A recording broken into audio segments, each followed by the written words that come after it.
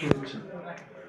আজকে এই যে খুব গুরুত্বপূর্ণ একটি কর্মসূচি, আজকের কর্মসূচি শুরুতে সম্মত র্যালি হয়েছিল, তারপরে আলোচনা সভা হচ্ছে। আমি যখন এখানে আসি আসার পথে আমার একটু বিলম্বিত হয়েছে, একটু পারিবারিক কিছু কাজ খবরও যাবো, একটু পারিবারিক কাজে যাবো আর কি। তো নিচে দেখলাম আজকে মাদক মানে একটা মাদকের উপরে একটা র্যালি হতো, মাদকের না বলি, কিন্তু নিচে কিছু গেঞ্জি পরা আছে, টি শার্ট পরা আছে, মাদককে না বলে দিচ্ছে, কিন্তু ঠিক মতো সিগারেট টানাচ্ছে এই রিসেপশন নিচ্ছে। এটা আমার কাছে খুব আপত্তিকর লেগেছে। যারা এসেছে বা যারা নিয়ে এসেছে আমরা তাদেরকে চিনি। এই যে টি শার্ট পরে মাদক বিরোধী অভিযানে সে ওই একই কাজে যদি করে, তাহলে কিন্তু এই দিবসের সার্থকতা থাকে না।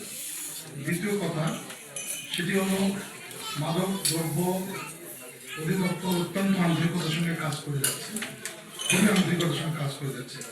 যদি আমরা সচেতন না হই, যতই সেমিনার করি, যতই আমরা গল্প আলোচনা করি, এর সমাধান হবে না। আমার অভিজ্ঞতা থেকে আমি এখানে গোলা ভাই আছে, মামুন ভাই আছে, আমাদের পিপি সাহেব আছে, পিপি সাহেব আছে, তারপর বিজেপি কর্মকর্তারা আছে, বিভিন্ন ধর্মীয় প্রতিষ্ঠানের আমাদের বুজুর্গরা আছেন। মূলত যে বিষয়, মসজিদে বলুন, মাদ্রাসায় বলুন, সব জায়গায় কিন্তু মাদক নিয়ে, বিশেষ করে জুম্মার নামাজের খুতবায় সরকার কিন্তু বারবার আন্তরিকতার সঙ্গে কথাগুলো উপস্থাপন করছে। আমরা আমাদের সন্তানদেরকে ভালো মতো গাইড না করার কারণে কিন্তু আমাদের সন্তানরা ঝরে যাচ্ছে। আমরা যারা গার্জেন আছি, আমরা যদি আমাদের সন্তানের সঙ্গে বন্ধুসুলভ আচরণ করি, সমস্যাগুলো যদি বোঝার চেষ্টা করি, তাহলে কিন্তু অনেকটা সমস্যার সমাধান হবে। কিছুদিন আগের একটা অভিজ্ঞতার কথা বলি। জয়পুরহাট মাদক নিয়ন্ত্রণের জন্য যে কটি সেবাদান প্রতিষ্ঠান আছে, তারা ধামুরহাট এলাকা থেকে মাদকের একটা পেশেন্ট উঠানোর জন্য গিয়েছে। সেখানে যে পেশেন্টকে উঠাতে গিয়েছে, যে পেশেন্ট সে 999 ফোন দিয়েছে, সম্ভব তাকে ধরার পরে 999 ফোন দিয়েছে।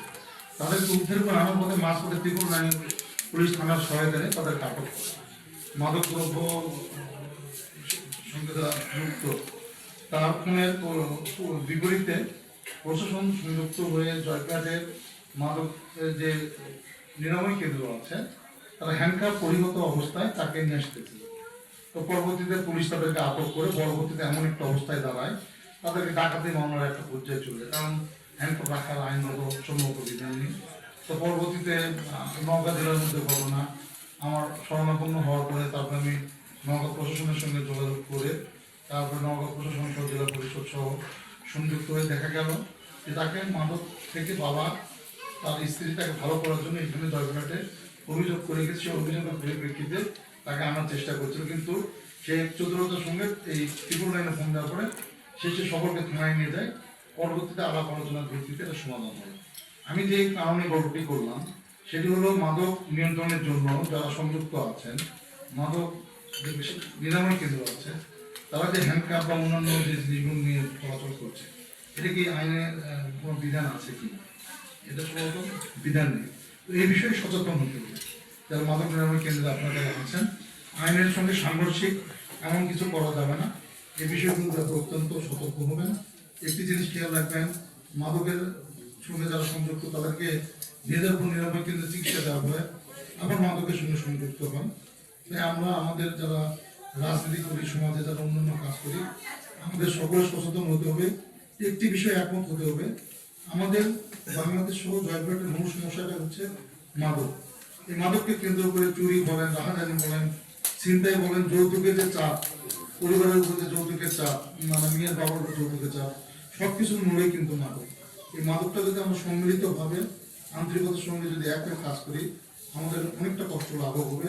কারণ আমি বা আমার নেতৃত্ব যারা আছে, বোধহয় সহ আমাদের সংগঠনের কথা দায়িত্বের বলছে, আমাকে মাদক গ্রহণ করি না, মাদক তো খাই না, মাদক স্পর্শ করি না। আমরা চাই এই সমাজকে ভালো রাখার জন্য, মাদকটার জন্য আমরা সবাই জিরো টলারেন্স আমাদের সরকার ঘোষণা করেছে। আমরা সকলে যদি সচেতন হয়ে ঐক্যবদ্ধ হই, ইনশাআল্লাহ মাদকের সমস্যাটা অনেক বেশি কমে আসবে। মাদক নিয়ে অনেকে দলের পরিচয় দেয়, অনেক রাজনৈতিক দলের পরিচয় দেয়। আজকে আমি স্পষ্ট কথা বলছি, মাদক নিয়ে আমাদের দলের কোনো নেতা বা কোনো কর্মী যদি কোনো পরিচয় বহন করে, বিজেপি সহ আইন শৃঙ্খলা বাহিনী আছে, তাদেরকে সর্বপ্রথম 2টার জায়গায় 4টা মামলা লাগাবে। সাক্ষী আমাকে আর বদলাইতে করবেন। আপনাদের সকলকে ধন্যবাদ। আপনাদের সুস্থতা, দীর্ঘায়ু, মঙ্গল কামনা করছি। আসসালামু আলাইকুম।